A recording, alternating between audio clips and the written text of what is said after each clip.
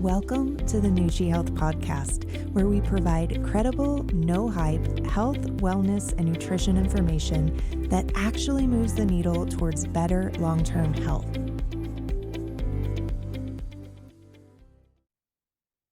Welcome to episode 5 of the Nushi Health Podcast.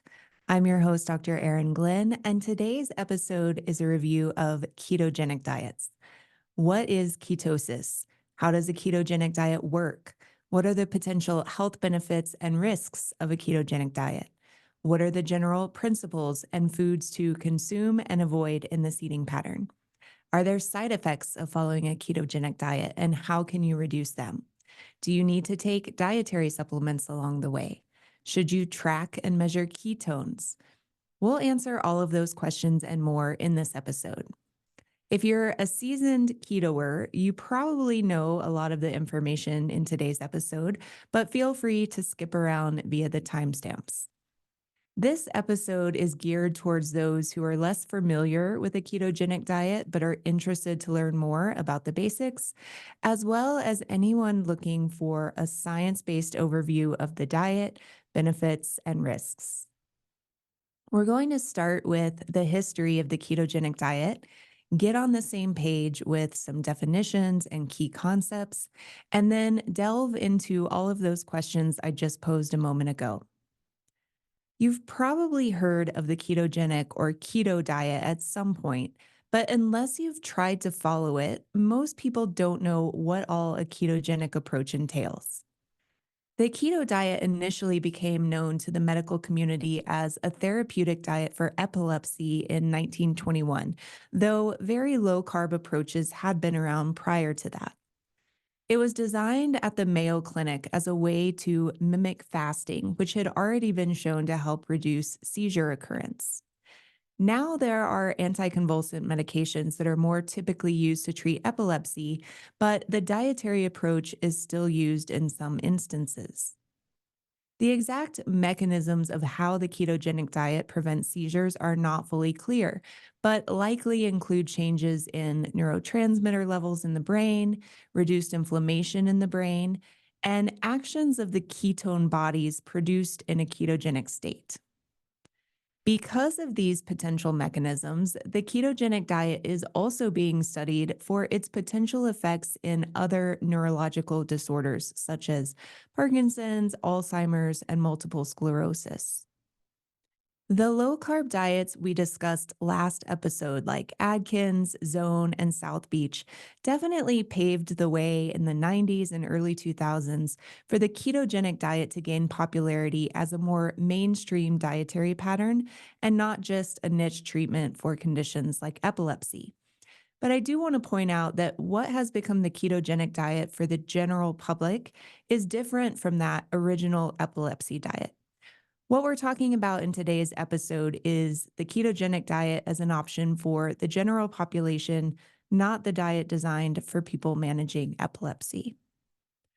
It really wasn't until the expansion of social media that the keto craze became what it is today. There's still a lot of controversy surrounding this dietary approach, but it does seem the scientific community is beginning to shift towards really investigating the potential mechanisms of a ketogenic approach for various metabolic and neurologic conditions. This increase in sound scientific research will ultimately be what's needed to change the mainstream medical beliefs and dietary recommendations. If you look at PubMed, which is a free government database you can search for scientific literature, particularly biomedical topics, a search of the ketogenic diet returned just 33 articles published in the year 2000, but 628 research articles published last year. Looking at the numbers, in 2014, research interests shifted from more articles published on low-fat diets to more studies being published on the ketogenic diet. But that was just 10 years ago that this shift to more focus on lower carb or ketogenic diets versus low-fat diets occurred. So historically speaking, the research is just getting started on ketogenic diets with regard to the potential long-term effects, both positive and negative, in various populations. Many groups are pushing for low carbohydrate dietary patterns to be included in some way in the upcoming 2025 dietary guidelines. As we discussed in last week's episode, the Dietary Guidelines Acceptable Macronutrient Distribution Range, AMDR, for carbohydrates is 45 to 65% of daily calories, and the AMDR for fat is 20 to 35% of daily calories. So, this means that recommending less than 45% carbohydrates in a dietary pattern or more than 35% fat is technically going against the dietary guidelines for Americans. So, while you may find some health professionals that will recommend lower carbohydrate or ketogenic approaches, having the dietary guidelines update recommendations to include wider acceptable ranges of those macronutrients would really go a long way to get more health professionals on board with lower carb approaches. That's the history of what got us here, where ketogenic diets are still not embraced by the majority of healthcare providers for use in the general public, but it seems sentiments may be shifting. Before I get too far in here, I want to mention this is the sixth episode in a whole series about different dietary approaches, ranging from plant based to Mediterranean to different fasting approaches to low carb, keto, and more. In the first episode, which we'll link in the show notes, I cover a lot of nutrition basics, and it's a good place to start if you want clear definitions of macronutrients, calories, what carbs, protein, and fat do in your body, finding out how many calories you need in a day, how to read a nutrition label, and things like that. Episode 5 was all about non ketogenic, low carb approaches, which might be a better place to start if you're considering a ketogenic diet, but you don't have much experience with low carb diets, and or if you're not sure that you want to go as extreme as a ketogenic diet. I will say this is the most complicated approach of what we've covered so far in this series, but I'll try to make the basics as clear as possible here. Let's start by defining a lot of the terms you'll hear throughout the episode today. The goal of a ketogenic diet is to put you in a state of ketosis. Ketosis is a metabolic state where your body is utilizing fat as its major fuel or energy source instead of glucose or sugar. We have three macronutrients that we get from food: fat, protein, and carbohydrates. When you consume carbohydrates in your diet, which break down to sugars, your body is going to preferentially use those sugars for energy. They're easier and faster for the body to get energy from versus fat. But your body is completely capable of using fat for fuel, and to a much lesser extent, protein when it has to.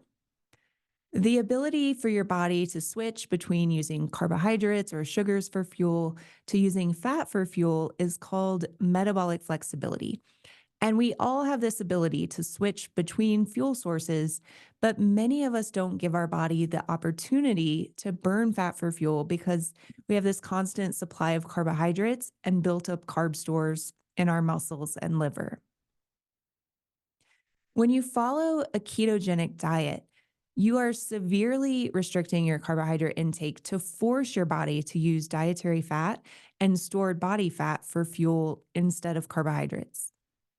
A standard keto diet consists of 70 to 80% calories from fat, 10 to 20% from protein, and 5 to 10% from carbohydrates. We'll come back to those numbers in a moment, but that's to give you a general idea of the carbohydrate level we're talking about. To use an example with a standard 2,000 calorie per day diet reference, on a 2,000 calorie per day diet, 5 to 10% calories coming from carbs would equate to 25 to 50 grams of carbs per day. So on a ketogenic diet plan, you would be aiming for that range of 25 to 50 grams of carbs per day. And the lower you go on that range, the faster and deeper you'll be in ketosis. If you restrict your carbohydrates low enough to get into and maintain a state of ketosis, your body will be breaking down fat for fuel, and that process creates compounds called ketones, thus the ketogenic diet. The term ketone bodies generally refers to three molecules that are generated when you're breaking down fats for energy, and those are beta hydroxybutyrate or BHB, acetoacetate, and acetone. BHB is going to be the main one you hear about because levels of that in the blood are much higher than the other two. Ketone bodies are what your body is using as fuel when you're in ketosis. Lastly, you'll hear the term net carbohydrates or net carbs. It basically just means you subtract out the carbohydrates your body doesn't process and that don't affect blood sugar. So, those are things like fiber, sugar alcohols, and allulose. If a product listed 10 grams of carbohydrates on the label, but five of those were fiber, you would only count 5 grams of net carbs from a serving of that food. The sugar alcohols can get a bit more complicated. If you want a simple rule, subtract half of the sugar alcohols. Those will be listed under total carbohydrates on the label along with fiber. So you might see 10 grams total carbohydrate, 5 grams of fiber, and 4 grams of sugar alcohols. Subtract half of the sugar alcohols, so 2 grams instead of all four. And then in our example, you're subtracting 5 grams of fiber, 2 grams of sugar alcohols from the 10 grams of total carb. You're left with 3 grams of net carbs. To complicate it more, you can get technical with different sugar alcohols. For instance, you can subtract all of the grams of sugar alcohol if they come from erythritol specifically. But if you want to keep it simple, go with subtracting half the sugar alcohol grams from total carbs, and you'll be on the conservative side of your net carbs. With those terms defined, let's look at getting into ketosis. In simplest terms, if you eat less than 30 grams of net carbs per day, you will most likely get into a state of ketosis within 2 to 4 days. Like everything in nutrition, how many grams of net carbs one person can eat and reach ketosis versus another person is going to vary, but 20 to 30 grams of net carbs is a typical place to start. Some people are going to be able to eat more net carbs, up to about 50 grams per day, and still get into ketosis. But because you won't know this until you start and do it for several days, starting with a limit of 30 net carbs is a safer bet in terms of making sure you get into ketosis than if you start at the higher end towards 50. That 2 to 4 days is also an estimate. Some people may take longer based on how much stored glucose or glycogen you have in your muscle and liver, how many carbohydrates you've been consuming in the days leading up to starting your plan, and many other factors. So, when getting started, aim for 20 to 30 grams of net carbs per day and know it's going to take at least a few days, but potentially longer, to deplete your glycogen or the stores of sugar in your muscles and liver and put you in a state of ketosis. It can also take about 2 weeks to really be in a steady state of ketosis. So, in the early weeks, you may be in and out of ketosis as your body adjusts. The other dietary factor that can affect getting into ketosis is protein. A ketogenic diet is high in fat, moderate in protein, and very low carbohydrate.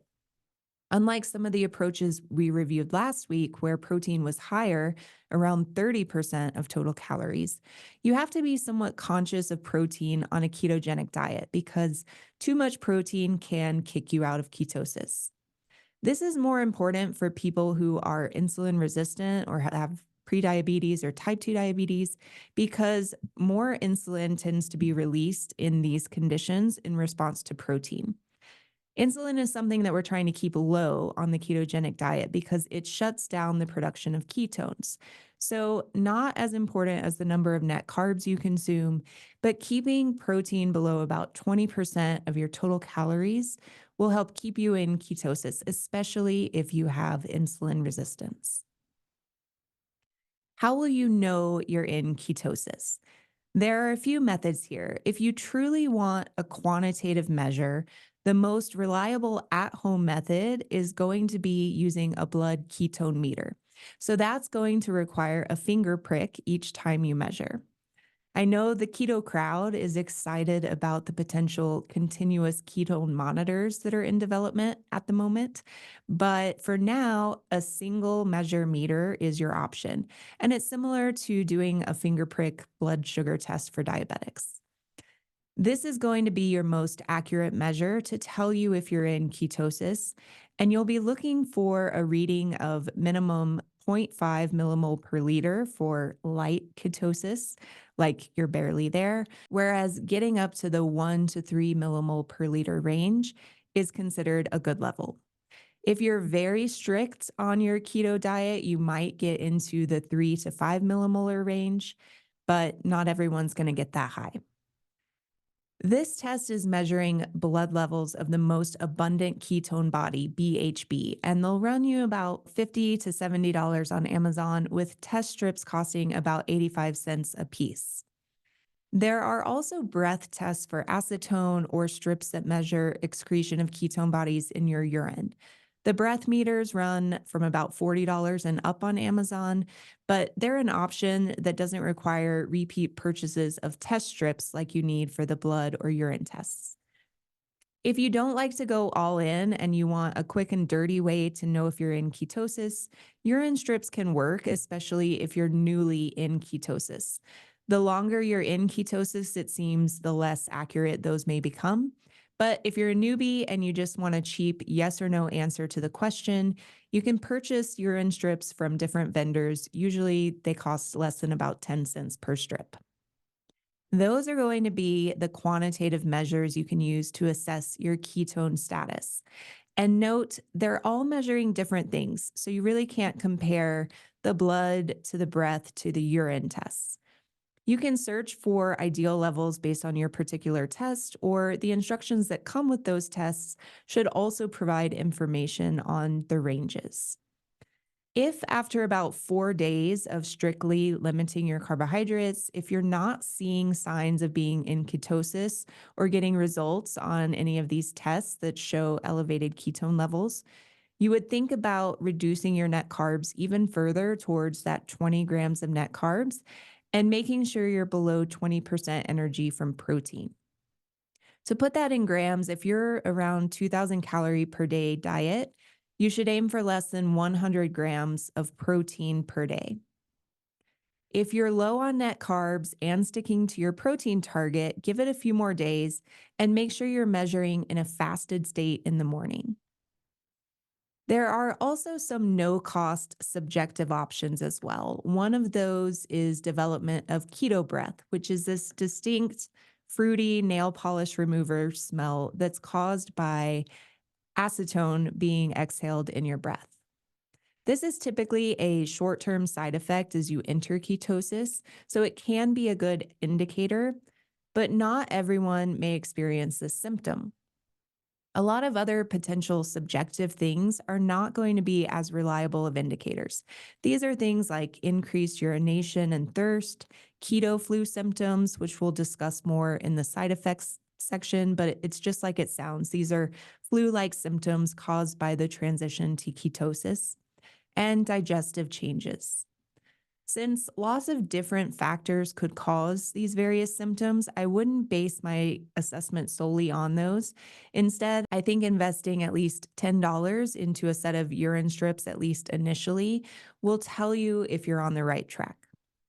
In addition, if you're staying very low carb, like 20 grams of net carbs with your moderate protein, you're highly likely to get into ketosis, and you may not need any of these tests to confirm it for you. Now, we've talked about how to get into a state of ketosis in terms of carbohydrate and protein limits, but we haven't talked about what you should eat to hit those targets. There are a few ways to approach this eating pattern. You can go very strict, where you're tracking all of your macronutrients each day, meticulously counting carbs and grams of protein to make sure you stay in those ranges. Or you can follow a simpler set of rules that are basically going to cut out all significant sources of carbohydrates, so you know you're staying in a low enough range. And then you would also follow some rules around protein serving sizes at each meal to keep your protein in check. Personally, the latter is much more appealing to me. But if you're just getting started on a keto diet and you're not as familiar with how many grams of carbohydrates different foods have, you may want to count carbs and possibly grams of protein, at least as you get started. Let's look at that second option, following some simple rules. The rules for carbs would be remove any source of carbohydrate that's not from a non starchy vegetable. Again, at least to start.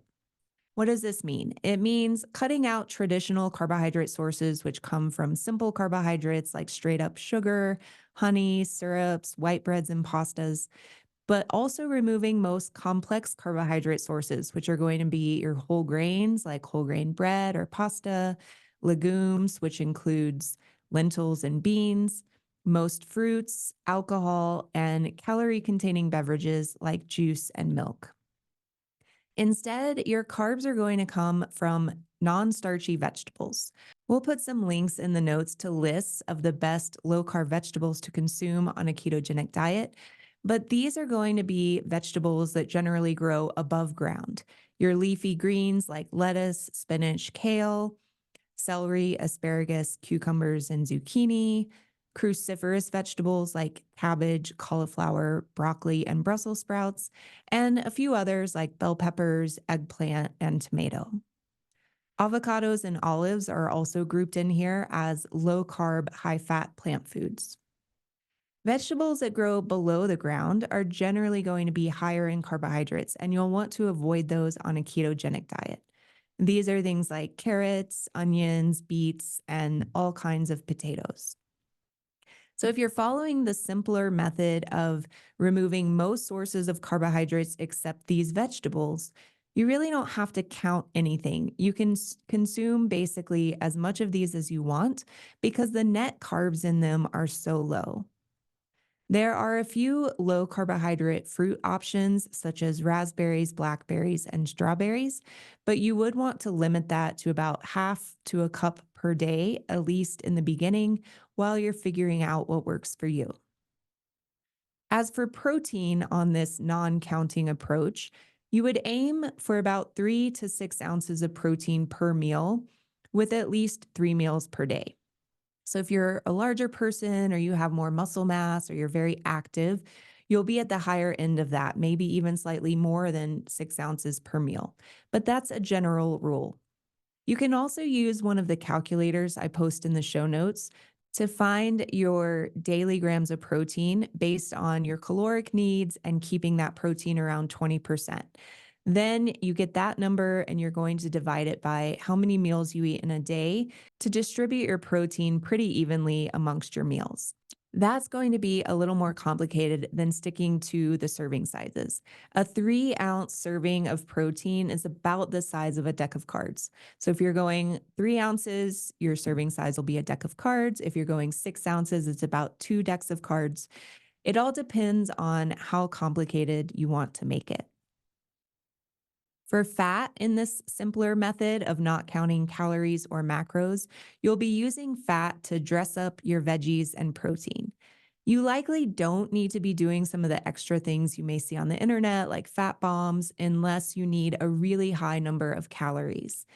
Instead, you can cook your protein and or your vegetables in butter, olive oil, or avocado oil. You can freely use olive oil, a simple vinaigrette without added sugar, or a keto approved salad dressing on your salads. You can eat the fattier proteins, such as fatty fish, bacon, less lean cuts of beef, chicken with the skin on, etc. If you're still feeling hungry between meals, then you could consider adding more fat to your meals or doing some of the extra fat like a fat bomb to keep you more satiated between your meals. Here's where we get into some of the controversy with this eating pattern. Like any of the eating patterns we've covered thus far, there's a clean, healthy way to do it and a suboptimal way to do it. Much of the criticism of ketogenic diets stems from this promotion of unlimited or generous amounts of fatty and processed meats like bacon that are high in saturated fat. Nutrition and health professionals care about saturated fat because of this thing called the diet heart hypothesis, which says there's a direct relationship between intake of dietary saturated fat and the risk of coronary heart disease through increased LDL cholesterol. While it's pretty clear that saturated fat intake can influence LDL cholesterol levels, the argument is more around whether LDL cholesterol is a good marker for heart disease outcomes or not. The dietary guidelines says less than 10% of your daily calories should come from saturated fats. But the argument pushing back on that comes from meta-analyses of available data that have not found a link between saturated fat intake, heart disease events like heart attack, or deaths. So, for the sake of today's conversation, I'm going to say, given the restrictive nature of a ketogenic diet, if you enjoy some butter, cream, and bacon as part of your diet that also includes plenty of non starchy vegetables and healthy fats from olive oil, you don't need to be too concerned about those saturated fats in the context of an overall pretty clean eating pattern that also includes all of those components we just discussed. Now, back to the ways you can approach keto. If you want to go full on calorie counting and macronutrient tracking, there are plenty of tools to help you do that. But you'll first need to know your daily calorie target. We have a YouTube tutorial on that. If you don't know your calorie target, you can find it under the Basic Nutrition Tutorials playlist. If you're aiming to lose weight, generally going on a low carbohydrate diet, you're going to be less hungry and naturally reduce your calorie intake a bit. So you might not even need to aim for a calorie reduced diet. You could always start the ketogenic diet without tracking calories if weight loss is your goal, and assess if you need to make adjustment to hit your goals if you're not seeing consistent weight loss on your plan. I'll put some online calculators in the show notes that will calculate for you the grams of fat, protein, and carbs that you would aim for per day based on your daily caloric needs and the percentages of carb, protein, and fat you choose to follow. I'll also try to add a quick tutorial video using those calculators. There are also trackers like MyFitnessPal and Lose It that allow you to enter your foods and track calories and nutrients. But getting into the weeds of all of that tracking is beyond the scope of today's episode. Point being, my recommendation would be to use the resources in the show notes to understand which foods you can have or not have on the ketogenic diet, and then just stick to those without the need for excessive counting and tracking. Sticking to whole food options is going to be the easiest way to do that as well. If you start introducing all of these keto friendly or keto approved processed foods, then you will have to do more calculating and tracking to make sure you're staying within your limits.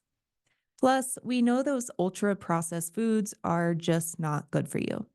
An occasional keto treat is fine, but try not to build your entire diet around the convenience keto foods if possible. That's an approach that's called dirty keto, where it doesn't matter what you eat as long as you're hitting your macronutrient targets. In dirty keto, you're eating things like a lot of cured meats, pork rinds, refined vegetable oils, diet soda, lots of restaurant and or packaged foods. Can you stay within those 70-20-10 macronutrient targets for your fat, protein, and carbs with a dirty keto approach? Absolutely. And you'll still likely get some of the benefits of being in ketosis if you go this route. However, eating a diet high in processed foods is not ideal no matter which approach you follow. So I'm going to veto dirty keto for today and say if you want to try this approach, you'll have better results and better overall health, focusing on clean keto and focusing on whole, unprocessed foods to hit your macro targets. To recap, the general foods on the no list include sugar like honey, agave, maple syrup, table sugar, grains like wheat, corn, rice, and cereals, legumes like beans and lentils, most fruits aside from raspberries, blackberries, and strawberries, and tubers like potatoes and yams. If it has more than about 5 grams of net carbs per serving, you want to avoid it. Focus on moderate amounts of protein from meats like fish, beef, lamb, poultry, and eggs. And don't focus on lean versions of those things necessarily. You want that extra fat that comes with them. If you tolerate dairy, cheese in general is also pretty low in carbohydrate. You want to look for full fat cheese. Remember, we're not trying to avoid fat on the ketogenic diet. So, full fat cheeses that have less than about 1.5 grams of carbs per 1 ounce serving are going to give you lots of options for cheese. However, other dairy products, such as milk, have carbs from the lactose sugar that's in there. So you want to avoid that. Basically, for dairy, your low carb options are butter and ghee, cheese with less than about 1.5 grams per ounce, plain Greek yogurt used sparingly, and heavy cream. Other options like cottage cheese, cream cheese, sour cream, and half and half are going to have slightly more carbs, kind of in the middle. So you can have them, but you'll want to keep an eye on the net carbs you're getting from those. Nuts and seeds vary in how many net carbs they have as well. The lowest net carb nuts are going to be pecans, Brazil nuts, macadamia nuts, and walnuts. And you'll want to avoid higher net carb options like pistachios and cashews. But this is one you want to keep an eye on. If you tend to overeat nuts, like you can sit there and pound a whole bag or canister of them, it's probably best to leave them out initially or measure out 1 to 2 1 ounce servings, and that's what you're going to eat in a day. Nut butters are also generally fine, but you want to check the ingredient list and make sure they don't have any added sugar and preferably no added oils either.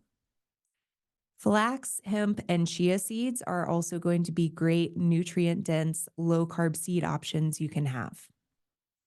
Lastly, what about alternative sweeteners? There are natural, low, and non caloric sweeteners like stevia, allulose, monk fruit, and sugar alcohols.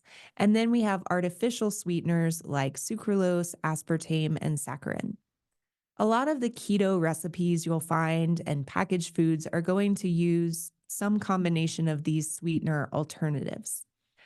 I won't get into the sweetener debate here, but the short answer is if the net carbs of a recipe or food are within your limits, go for it. However, the natural alternatives like stevia, monk fruit, allulose, and the sugar alcohol, particularly erythritol, would be my picks over artificial sweeteners. That wraps up the yes and no foods to hit your macronutrient targets on a ketogenic diet. I'll put several resources with lists of these in the show notes, but you can also leave any questions you have in the comments section of our YouTube video. All right, we're finally to the good part, the health benefits of a ketogenic diet.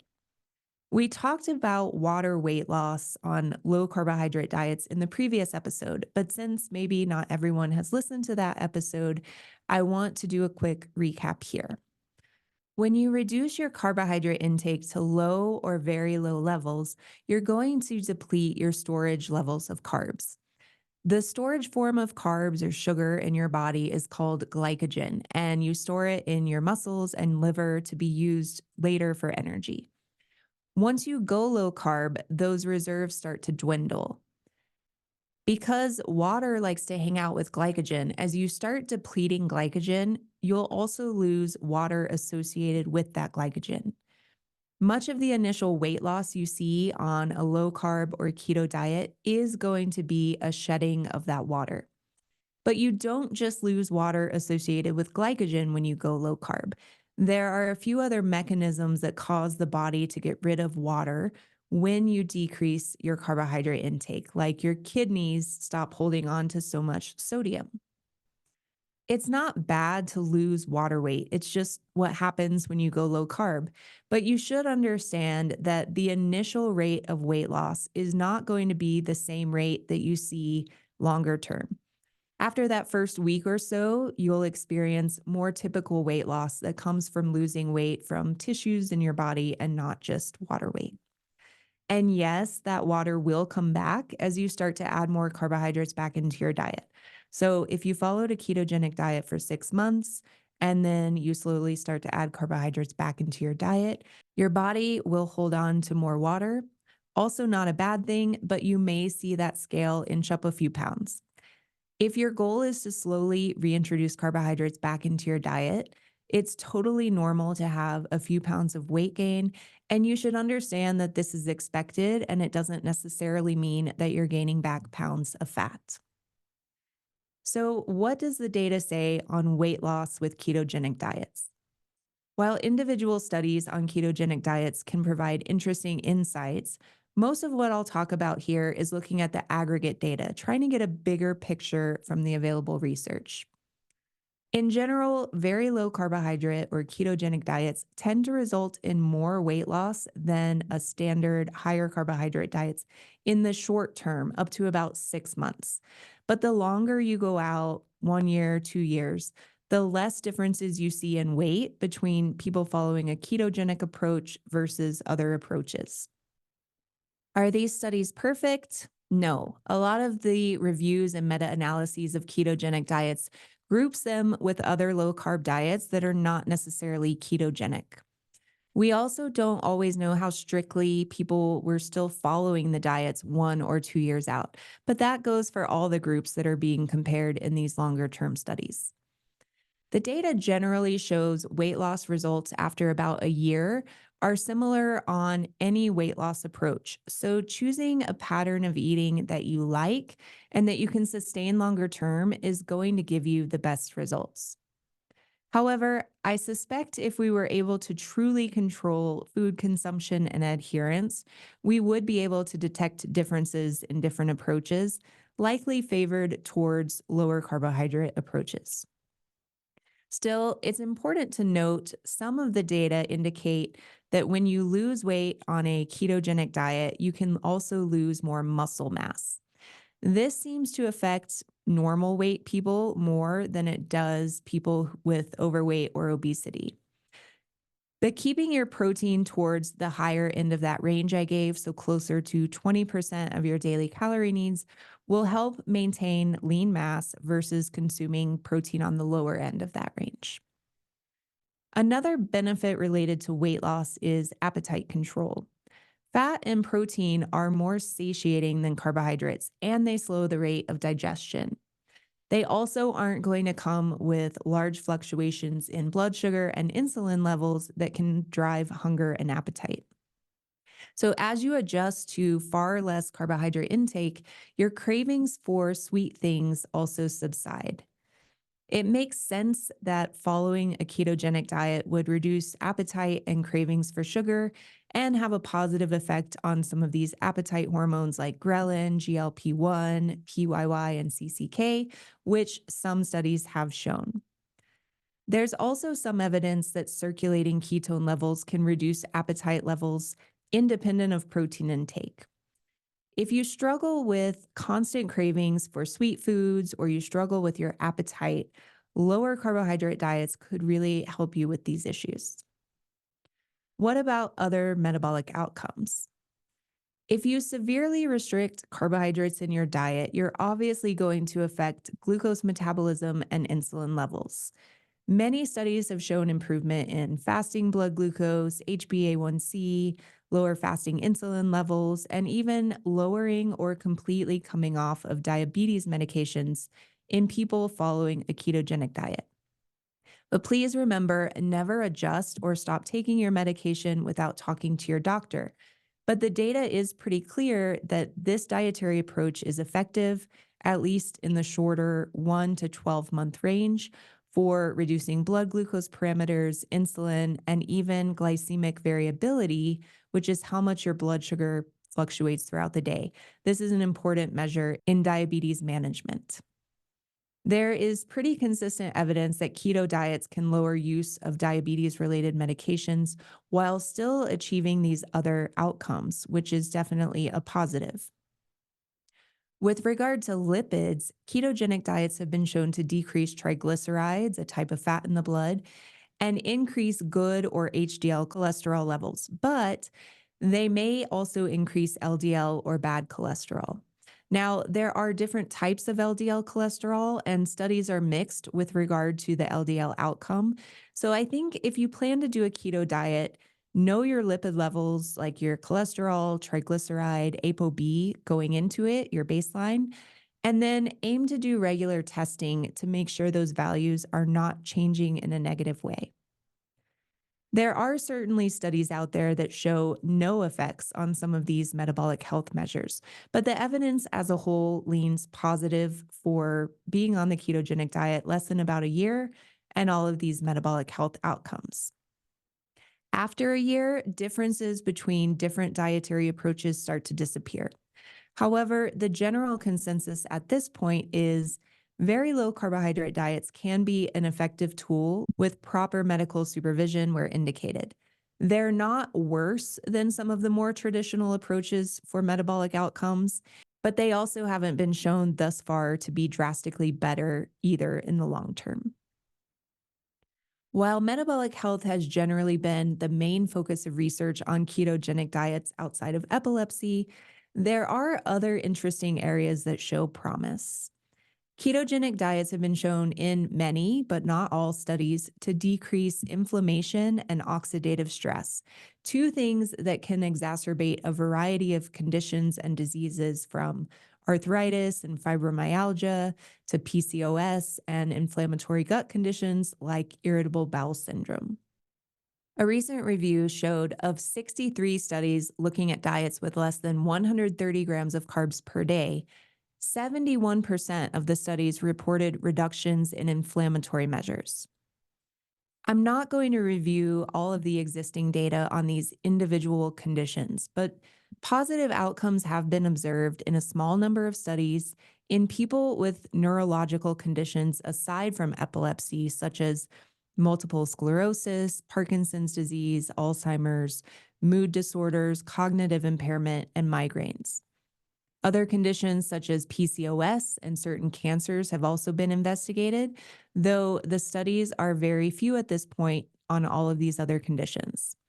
I'm not suggesting anyone with one of these conditions take up a ketogenic approach, but it's worth discussing with your healthcare provider if reducing carbohydrates in some of these conditions could be beneficial for you. Certainly, reducing your intake of simple carbohydrates and choosing more complex carbohydrates from vegetable sources, like is done in these lower carb approaches, will generally improve many aspects of overall health. In sum, ketogenic diets clearly have some promising results that may benefit people who need to lose weight, those with metabolic syndrome, prediabetes, or type 2 diabetes, women with PCOS, people with conditions exacerbated by inflammation like arthritis, chronic pain, inflammatory gut conditions like IBS, and those with neurological conditions like epilepsy. Am I being conservative in my review of the potential benefits of keto? Yes, I'd say I am. And that's because after reviewing the data extensively, there are certainly impressive studies and outcomes for a variety of health conditions. But there are also studies that show no benefit. And perhaps more concerning, there's some aggregated data that show increased all cause mortality and increased cardiovascular deaths when low carb diets are compared to normal carbohydrate intake. These increased risks have been shown in several different cohorts, which strengthens the evidence. But studies like these are complicated and they may not represent what happens in an optimal low carbohydrate approach, such as a healthy keto eating pattern. I'm conservative here because I want more evidence. Ketogenic diets can work great for some people and help improve glycemic control in people with insulin resistance or type 2 diabetes. But we don't have a clear picture of the effects of eating in this pattern long term. So, my educated but non medical take here is the ketogenic diet might be a good approach for someone who needs to lose a significant amount of weight and wants to improve glucose control and insulin sensitivity.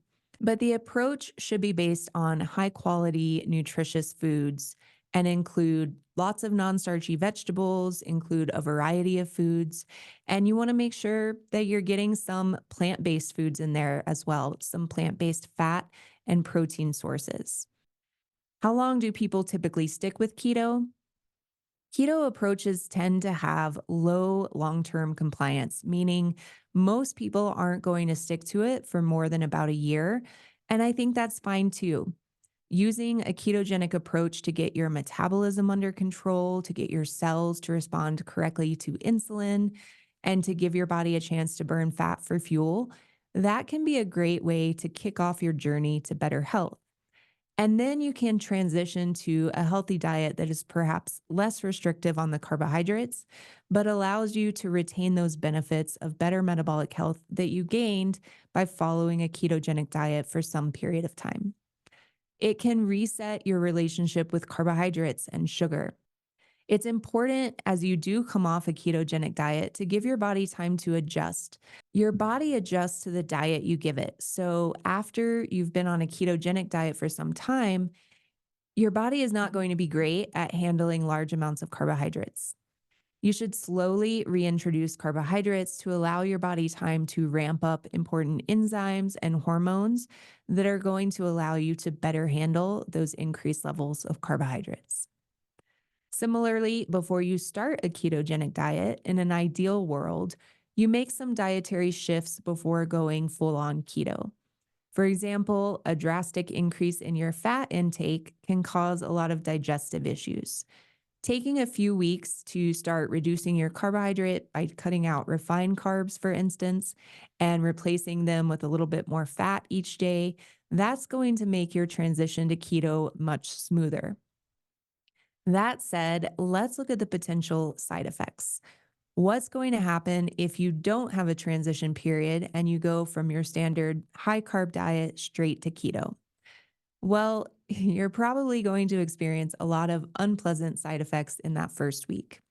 Keto flu is something people talk about and experience when they start a ketogenic diet. Many symptoms are flu like, and they include fatigue, headaches, body aches, dizziness, nausea, muscle cramps, trouble sleeping, brain fog, sugar cravings, and changes in bowel habits in either direction. Some people experience constipation, some experience diarrhea. Now, not everyone is going to experience all of those things. Some may experience a few mild symptoms, while others might have a harder time. Giving yourself a few week transition period that I just mentioned can really help reduce the severity of some of those symptoms. Other things you should focus on in the early days of cutting carbs are going to be increasing your electrolyte and water intake. Your electrolytes, which include sodium, potassium, magnesium, calcium, can go kind of crazy in the initial period, and that can result in many of these side effects. There are electrolyte powders available that you should consider taking along with your increased water intake. Bone broth is also an option, but that may not have as many of the additional electrolytes as an electrolyte supplement. Can you just add salt to stuff?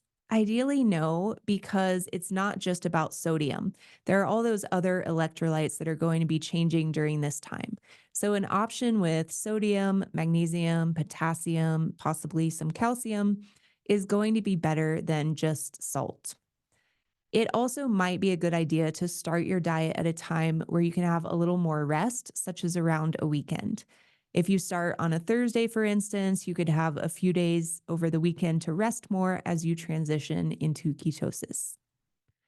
The symptoms of keto flu should resolve within 1 to 2 weeks, but if you experience severe symptoms or longer duration, you definitely should seek medical attention. Other common side effects from getting into ketosis include keto breath. This is one we already discussed. This is caused by exhalation of one of those ketone bodies, acetone. So it can smell fruity, it can smell like you have nail polish remover breath.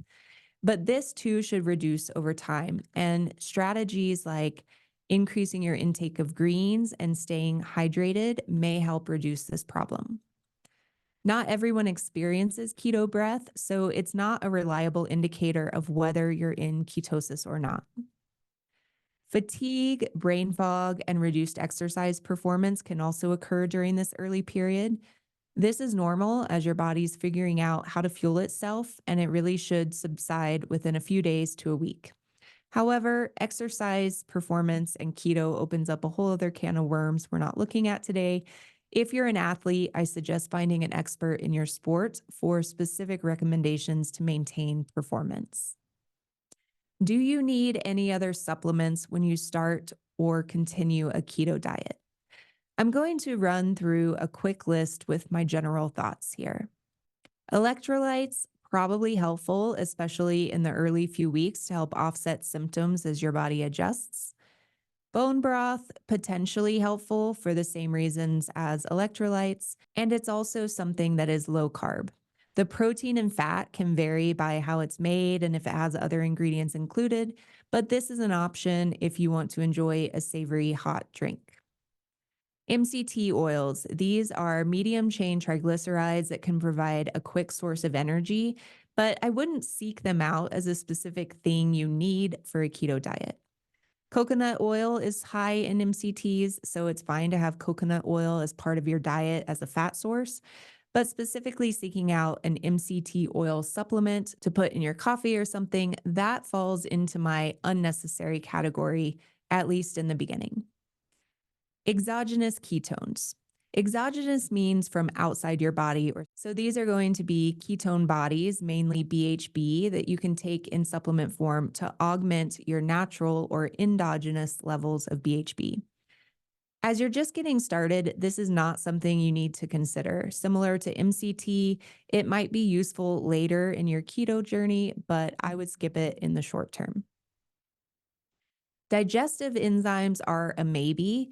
I like digestive enzymes. I think they can really help you if you have issues digesting certain components of food. In the case of keto, you might want to consider supplements containing lipases, which help digest the increased fat load. And if you're following the ideal healthier keto where you're consuming lots of non-starchy vegetables, you can also look for digestive enzyme products with cellulase that will help you digest the plant fiber. If you're not doing great with your non-starchy vegetable intake, not getting a lot of fiber in your diet, then I would also consider a fiber supplement. Getting your fiber from veggies, nuts, and seeds is going to be ideal, but a supplement may help with constipation or other digestive issues if you're not getting enough fiber. And lastly, vitamin and mineral supplements. There are potential nutrition shortfalls following a keto diet, just as there have been with the other dietary patterns we've discussed. The most common are going to be some of the B vitamins, calcium, magnesium, and potassium. Taking a general multivitamin can help, but they're not always going to cover the full spectrum. Many don't include electrolytes like magnesium, potassium, and calcium, so taking your electrolyte supplement can help there. And lastly, calcium is one in particular that can be low on keto diets due to low dairy consumption. And some studies do show increased bone loss on ketogenic diets. Supplementing large amounts of calcium, though, is also not recommended, and it might not be right for everyone. Consider a supplement with no more than 500 milligrams of calcium per dose that also includes vitamin D3 to help with absorption. You don't want to spike blood levels of calcium too high by taking lots of it at once. So, taking a lower dose 1 or 2 times per day is generally better. Talk to your doctor if you have any concerns about bone density and you plan to start a ketogenic diet. I want to mention a few groups of people who should likely not attempt a ketogenic diet. Of course, you can still investigate the option with a qualified healthcare provider if you fall into one of these buckets, but these are general watchouts. As we've discussed in previous episodes of this series, everyone's response to dietary change is going to be different. And it's going to be based on your current health status, your medical history, genetics, environment, a bunch of factors. If you have a medical condition, and particularly if you are on medications to treat a medical condition, it's important to discuss dietary changes with your doctor because how this or any other diet changes your physiology can impact how a drug works in your body. Now, if you have a physician who is not supportive of you making a dietary change like this, you should definitely have a discussion with them about why that's their recommendation. But you also have the ability to seek a different opinion and work with someone who specializes more in dietary approaches for your condition. Let's start with women of childbearing age. If you plan to follow a carbohydrate restricted diet and you're trying to get pregnant or you're not actively preventing pregnancy with some form of birth control, you need to be very conscious of your micronutrient intake and make sure you're getting adequate folate from either a supplement or from your diet. The risk of neural tube defects is higher in people following low carbohydrate diets, likely related to a decrease in folate intake, since a lot of carbohydrates are typically fortified with folate. So, if this is you, it's important to make sure you have adequate levels of key micronutrients important for fetal development, even before you get pregnant. If you have type 1 diabetes, you 100% most certainly should not attempt a keto diet on your own and most likely should not attempt it at all. There may be circumstances where some experimentation is warranted under strict supervision of a medical doctor, but this can be a scary one, and it's not one that I'm willing to put out any advice other than if you're thinking of going low carb or keto as a type 1 diabetic, your physician absolutely needs to be involved to monitor the effects, to change medications when needed, and to monitor for diabetic ketoacidosis or DKA. This is a condition mainly occurring in people with type 1 diabetes where the blood becomes acidic because it has too many ketones due to a lack of insulin. In diabetic ketoacidosis, ketone levels increase to dangerous levels. Blood sugar levels are also very high, and this is a potentially life threatening condition. If you have type 2 diabetes, but you're not on insulin or other medications like SGLT2 inhibitors, you may benefit from a ketogenic approach, as we discussed in the benefits section. But if you are on insulin or other diabetes medication, this is a case where your medications will likely need to be adjusted based on your carbohydrate reduction. So definitely work with your prescriber on that plan. SGLT2 inhibitors like Farxiga and Jardiance are also not recommended with a keto diet because of increased risk of ketoacidosis. You have the ketoacidosis without accompanying high blood sugar levels, so it can actually be harder to detect. It's just another reason you need to coordinate with your doctor if you want to follow this approach. If you already have high total or LDL cholesterol levels or a family history of heart disease, a ketogenic approach may increase your LDL cholesterol and your risk of heart disease, but it might also benefit you.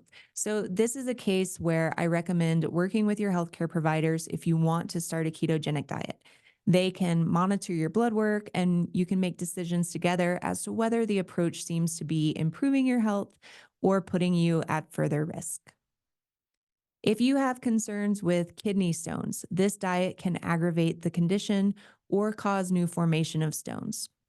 Keeping the protein in that moderate range of 10 to 20% can help, but this is just a risk to be aware of if you have a kidney condition. If you have any conditions of the pancreas, thyroid, or liver, get your healthcare provider involved. Often, ketogenic diets are not recommended for people with conditions affecting those organs, or if you have gallbladder issues or you've had your gallbladder removed. People taking warfarin always need to be aware of increasing foods high in vitamin K, like leafy greens. And lastly, if you're on blood pressure medication, we talked about the weight loss that's likely to occur initially on a ketogenic diet. Weight loss itself usually comes with a reduction in blood pressure, but on the ketogenic diet in particular, there's usually increased sodium excretion from the kidneys as well. So you're losing electrolytes and fluid volume from your body. So, if you're on blood pressure medications, you may need to adjust your dose. Make sure you have that conversation with your prescriber. This is not an exhaustive list. As I said, if you have any medical condition, you should loop in a medical professional who can assess your individual circumstances. I share all of these specific examples because I think it's important for you to understand why these approaches aren't right for everyone. There is no one size fits all approach when it comes to a healthy diet and lifestyle. Find a healthcare professional who wants to work with you to find the best approach for your health goals and your food preferences, not theirs. This is about your success and your health. Well, that's going to wrap up this episode on ketogenic diets. I hope this has given you a thorough overview of the diet, how to get into ketosis, the potential health benefits and risks, watch outs, and tips for success. To recap, ketogenic diets are very low carb, moderate in protein, and high in fat. Standard percentages are 5 to 10% daily calories from carbs, 10 to 20% from protein, and 70 to 80% from fat, which equates typically to 20 to 50 grams of net carbs per day for most people. The lower you are in that range, the faster and deeper you'll be in ketosis. It generally takes 2 to 4 days to transition into keto, depending on how low your carbs are, but getting into a steady state can take several weeks. If you really want to know if you're in ketosis, a quantitative test like an at home keto meter using blood from a finger prick is going to be the most accurate. Aim to get your daily carbs from non starchy vegetables, nuts, and seeds, with potentially a serving of low carbohydrate fruit like berries. Aim to include plant based sources of fats like avocado and olive oil, and not solely getting your fats from animal sources like butter and fatty meats. The same goes for protein. Include some plant based proteins such as tofu, tempeh, soy, or pea protein isolate to help offset some of the potential negative effects of animal fats and proteins on cardiovascular health. Decreasing your carb intake and increasing fat intake over a period of a few weeks before you go full keto can help your body transition and be better prepared for the change. This can reduce some of the negative symptoms like keto flu, as can following the tips we covered in the side effects section. A ketogenic diet is often combined with intermittent fasting. We didn't discuss that here, but episode 3 is all about intermittent fasting. Combining the two strategies can boost the benefits and put you in deeper ketosis, but I wouldn't start with both of them at the same time. It's all about giving your body a little time to adjust. So if you want to combine the two, start with one. I would suggest starting with intermittent fasting, which is going to start improving your metabolic flexibility. And then you can shift the macronutrient composition of your diet to keto if you want to go that route.